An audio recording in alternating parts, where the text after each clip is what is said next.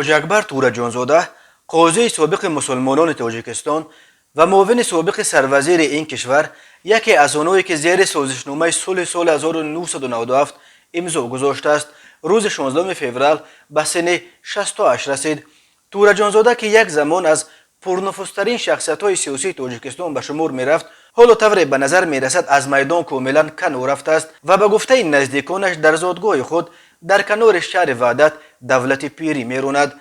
بار آخر او از خود در عرصه سیاسی کشور سال 2013 با پشتیبانی از نامزد آینه‌حال بابانظر و به مقام پرزیدنتی درک داده بود. حاجی اکبر تورا جانزاده 16 فوریه سال 1954 در دهه ترک‌آباد ناحیه ارجک‌نیزآباد در خانواده روحانی شناخته ایشان تورا جان به دنیا آمده است. ایشان تورا جان یکی از پیشوایان رویه قادریه طریقت تصوف در تاجیکستان شمرده میشد و در ازبکستان و قزاقستان و دیگر جمهوری‌های آسیای مرکزی نیز هزاران مرید داشت. حاجی اکبر تورا جانزاده نخستین تحصیلات دینی را پیش پدرش گرفته بعد ختم مکتب میانه در سال 1972 به مدرسه میر عرب بخارا داخل شد. او سال 1977 این مدرسه را به پایان رسانده شامل دانشگاه اسلامی به نام امام بخاری شهر تاشکند تنها مکتب عالی مذهبی در اتحاد شوروی شد و سال 1980 این دانشگاه را ختم کرد. حاجی اکبر تورا جانزاده سالهای 1980 1982 در شعبه روابط خارجی اداره دین مسلمانان آسیای میانه و قزاقستان کار کرده. سال 1982 برای ادامه تحصیل به اردن رفت و سال 1987 فاکولته شریعت دانشگاه اردن را ختم کرد.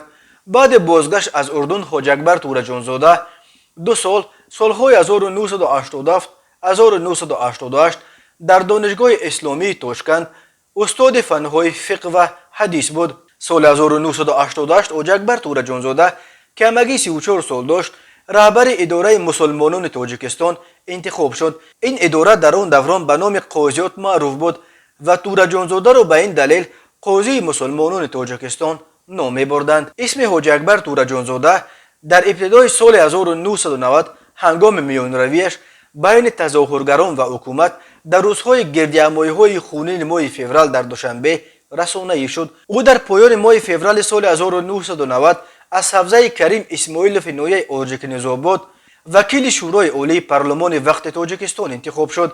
سالهای 1990 1992 دوران پرشور در تاریخ حرکت‌های ملی و آزادی‌خواهی و مذهبی در تاجیکستان بود و حاجی اکبر تورا جانزاده در این حادثات همیشه در صف پیش قرار داشته به شهرت و نفوذ فوق‌العاده در جامعه صاحب شد. تورا جانزاده در گردهمایی‌های تیر ماه سال 1991 و بهار سال 1992 از مخالفان حمایت کرد و از طرفداران حکومت مراسای ملی که ماه سال 1992 در پی پیروزی تظاهرگران میدان شهیدان بر تظاهرگران از میدان آزادی روی کار آمد به شمار می رفت. اما حکومت مراسای ملی در جنگ شهروندی که تابستان سال 1992 آغاز یافت شکست خورد و ماه نوامبر سال 1992 شورای عالی این حکومت را به استعفا فرستاده امام علی رحمان را به نمایندگی از فرانت خلقی جانب دیگر جنگ شهروندی رهبر اول کشور انتخاب کرد. حاجی اکبر تورا جانزاده بعد این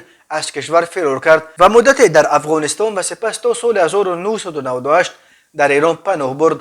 مقامات تاجیکستان در سال 1993 اداره قاضیات را به مفتیات تبدیل داده به جای تورا جانزاده فتح‌الله شریف زاده فرزند روحانی دیگر شناخته دامالا شریف را مفتی انتخاب کردند. حاجی اکبر تورا جانزاده در سالهای مسافرت نیز در میدان سیاست فعال بود و باعث معاون رهبر اتحاد نیروهای مخالفین تاجیک ریاست هیئت مخالفین در مذاکرات صلح با حکومت را بر دوش داشت. 27 ایون سال 1997 در مسکو بین حکومت و مخالفین سازشنامه صلح به امضا رسید که بر اساس آن 30% منصب‌های حکومت به مخالفین باید داده میشد. تورا جانزاده بر اساس این سهمیه 30% معاون سروزیر تاجیکستان در امور روابط با کشورهای اسنگه تعیین شد و سال 1998 به تاجیکستان برگشت. او تا پایان سال 2006 در این مقام کار کرد و بعد برکناریش تا سال 2010 عضو مجلس ملی پلات بالای پارلمان تاجیکستان بود. بعد ترک مقام‌های دولتی در سال 2010 تورا جانزاده اساساً در زادگاهش دهه وحدت آباد به سر میبرد، ولی طوری به نظر میرسد فراموش نشده است.